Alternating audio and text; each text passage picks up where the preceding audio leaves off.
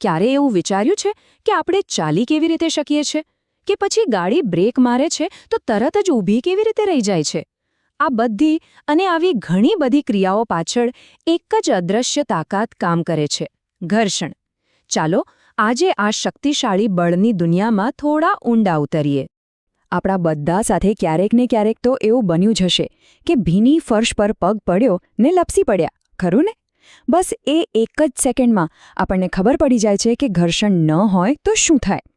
આ એક નાનકડો પણ બહુ જ સચોટ અનુભવ છે, જે બતાવે છે કે આ બળ આપણા જીવનને કેવી રીતે કંટ્રોલ કરે છે. હવે જરા આ આંકડા પર ધ્યાન આપજો. દુનિયાભરમાં જેટલી પણ એનર્જી બને છે, એમાંથી લગભગ ચોથા ભાગની એનર્જી તો ફક્ત ઘર્ષણ સામે લડવામાં જ વપરાઈ જાય છે. હા, પૂરા 23%. આ બતાવે છે કે આ કોઈ નાનું સૂનો વિષય નથી, પણ એક બહુ મોટો વૈશ્વિક મુદ્દો છે. તો ચાલો આખી વાતને બરાબર સમજીએ. સૌથી પહેલાં આપણે એ જાણીશું કે ઘર્ષણ એટલે શું, પછી એના નિયમો શું છે, એના અલગ અલગ પ્રકારો કયા છે, અને પછી એ પણ ચર્ચીશું કે આ બળ આપણો દોસ્ત છે કે દુશ્મન, અને છેલ્લે એને કાબૂમાં કેવી રીતે લેવાય એ પણ જોઈશું. તો પહેલો મુદ્દો, ઘર્ષણ છે શું? ચલો આ અદૃશ્ય અવરોધના પડદા પાછળ જોઈએ અને એની સાચી ઓળખ મેળવીએ. સાવ સાદી ભાષામાં કહીએ તો ઘર્ષણ એટલે ગતિનો દુશ્મન. જ્યારે પણ કોઈ વસ્તુને આગળ ધકેલવામાં આવે ત્યારે ઘર્ષણ એને પાછળની તરફ ખેંચે છે. એ હંમેશા ગતિની ઉલટી દિશામાં જ કામ કરે છે. અને આ બધું બે સપાટીઓ પર રહેલી નાની નાની ખાડા ટેકરીઓને કારણે થાય છે, જે એકબીજામાં ફસાઈ જાય છે. હવે બીજો મુદ્દો, ઘર્ષણના નિયમો. તો કઈ વસ્તુઓ નક્કી કરે છે કે ઘર્ષણ ઓછું હશે કે વધારે? ચાલો એની પાછળનું વિજ્ઞાન સમજીએ. જો ઘર્ષણ મુખ્યત્વે બે વસ્તુ પર આધાર રાખે છે. એક તો સપાટીઓ કેવી છે, રફ છે કે સ્મૂધ, અને બીજું એ સપાટીઓ એકબીજા પર કેટલું દબાણ કરે છે. જેટલું વજન વધારે એટલું દબાણ વધારે, અને એટલું જ ઘર્ષણ પણ વધારે. આ આખી વાત એક નાના એવા સૂત્રમાં સમાઈ જાય છે, F = μN. હવે એક મજાનો સવાલ જે મોટાભાગના લોકોને થતો હોય છે, શું એવું છે કે જેટલી મોટી સપાટી સંપર્કમાં હોય એટલું ઘર્ષણ વધારે લાગે? મોટાભાગના લોકોને તો એવું જ લાગતું હોય છે કે હા, પણ શું એ સાચું છે? ચાલો જોઈએ. તો નવાઈની વાત એ છે કે જવાબ છે ના. સપાટી કેટલી મોટી છે એનાથી ઘર્ષણ પર કોઈ સીધો ફરક નથી પડતો. પણ આવું કેમ? આની પાછળનું ગણિત બહુ રસપ્રદ છે. જુઓ, ઘર્ષણ દબાણ અને ક્ષેત્રફળ પર આધાર રાખે છે, પણ દબાણ પોતે બળ અને ક્ષેત્રફળ પર આધાર રાખે છે. એટલે જ્યારે તમે આ બધાને સાથે મૂકો તો ક્ષેત્રફળ ઉપર અને નીચેથી ઉડી જાય છે. અંતે શું બચે? ફક્ત બળ, એટલે કે વજન. તો સપાટીનો વિસ્તાર ભલે ગમે તેટલો હોય, ઘર્ષણ ફક્ત વજન પર જ આધાર રાખે છે. ચાલો હવે ત્રીજા મુદ્દા પર આવીએ, ઘર્ષણના પ્રકારો. હા, ઘર્ષણ એક જ નથી, એના ઘણા સ્વરૂપો છે, અને દરેકની પોતાની અલગ ખાસિયત છે. મુખ્યત્વે 3 પ્રકાર છે. પહેલું છે સ્થિત ઘર્ષણ.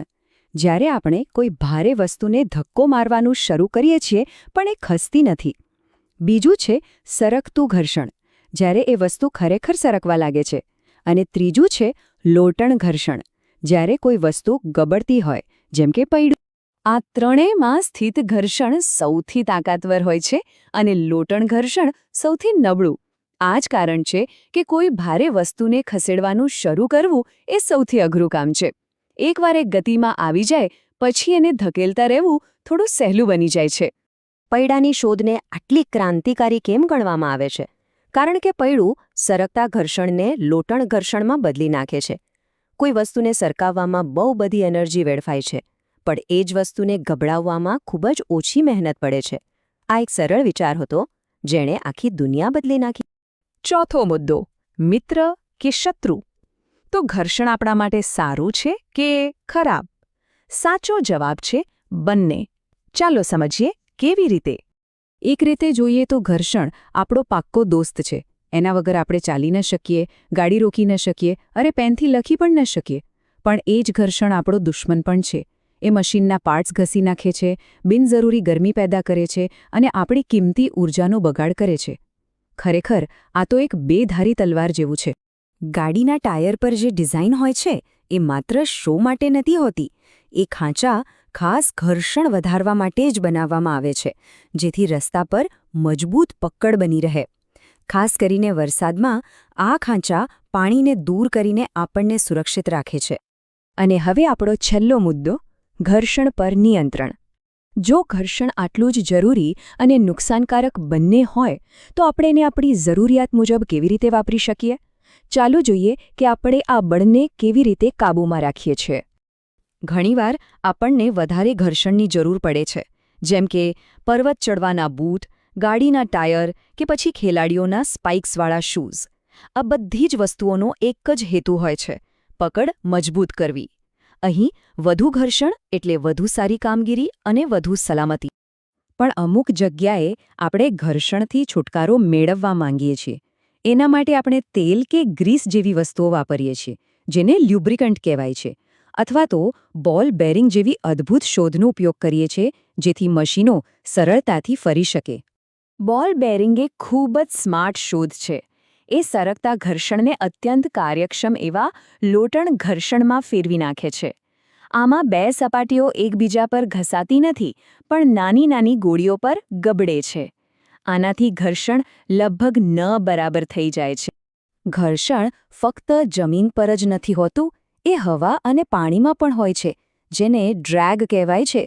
વિમાનનો આકાર કે માછલીનો આકાર આ બધા એ રીતે જ બનેલા હોય છે કે હવા કે પાણીના ઘર્ષણની અસર ઓછી થાય અને ગતિ વધારી શકાય.